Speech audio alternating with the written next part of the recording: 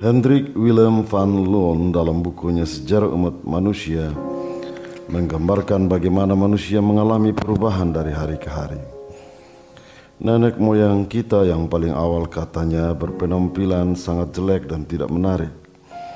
Ukuran tubuhnya kecil, kulitnya berwarna coklat tua, sebagian tubuhnya ditutupi rambut panjang dan kasar. Pengetahuan mereka hanya soal mengisi perut dan bersembunyi terhadap keganasan alam. Itulah mereka gampang rentan mati dan menjadi korban. Dari masa ke masa, manusia makin belajar dari alam agar bisa bertahan hidup. Pola makan, dan pola tidurnya pun berubah. Inilah yang disebut manusia prasejarah, saat alam mengajarinya dan otaknya bereaksi terhadap kehidupan. Lalu jejak manusia bergeser. Bangsa Mesir menciptakan seni tulisan dan pencatatan sejarah pun dimulai. Lembah Sungai Nil adalah laboratorium saat otak manusia dipacu untuk memanfaatkan apa yang disajikan alam. Mesopotamia, negeri di antara sungai-sungai, menulis sejarah tentang peradaban manusia yang saling membentengi diri, saling mempertahankan diri, dan semua hadir dengan teknologi yang makin maju. Semua itu, kata Hendrik, menyajikan perkembangan manusia baik secara pribadi, kelompok, bergeser ke suku dan bahkan bangsa. Dan manusia adalah makhluk yang paling kuat bertahan dalam populasi makhluk hidup. Jika kita tarik terus keberadaan manusia sampai abad 21 ini, kalaupun semua perjalanan manusia merupakan pertarungan, maka pertarungan paling kuat dalam panggung sejarah masa kini adalah komunikasi. Sehingga Henry David Thoreau, filsuf dan penyair Amerika, mengingatkan kita bahwa era terberat kita adalah kita berlomba untuk terhubung. Dengan semua kemajuan yang ada sekarang, apakah kita benar-benar terhubung? Apakah kehidupan saya dan saudara interaktif atau sekedar menekan tombol dan mengklik?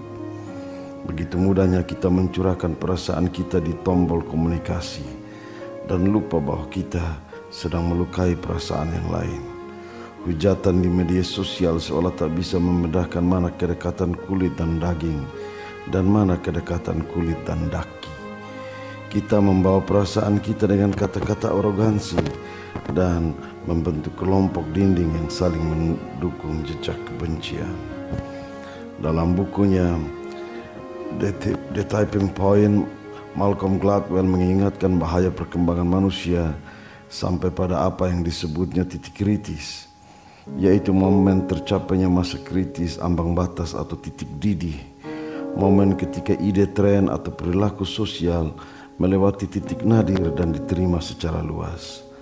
Para pencinta klik yang mati rasa bukan hanya keasikan menghina sesama lewat tulisannya, tetapi juga makin besar kepala manakala dukungan dari tim komentar membuat mereka mabuk oleh permainan tanpa koneksi kemanusiaan. Anda marah, Anda tersenyum, Anda bangga menulis sesuatu, tapi Anda tidak tahu di balik jendela komunikasi ada orang lain yang sedih, menangis, merintih, berdoa, dan memohon pertolongan. Titik kritis kita saat ini adalah ketidakmampuan kita menjaga jari kita dari hasrat mengklik.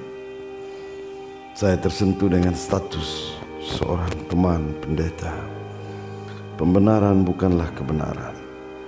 Banyak orang selalu memperjuangkan pembenaran daripada kebenaran, dan kebenaran tua masih mengingatkan kita. Tetapi barang siapa menyesatkan salah satu dari anak-anak kecil ini yang percaya kepadaku, lebih baik baginya jika sebuah batu kilangan diikatkan pada lehernya, lalu ia ditenggelamkan ke dalam laut. Injil Matius fase 18 ayat 6. Amin.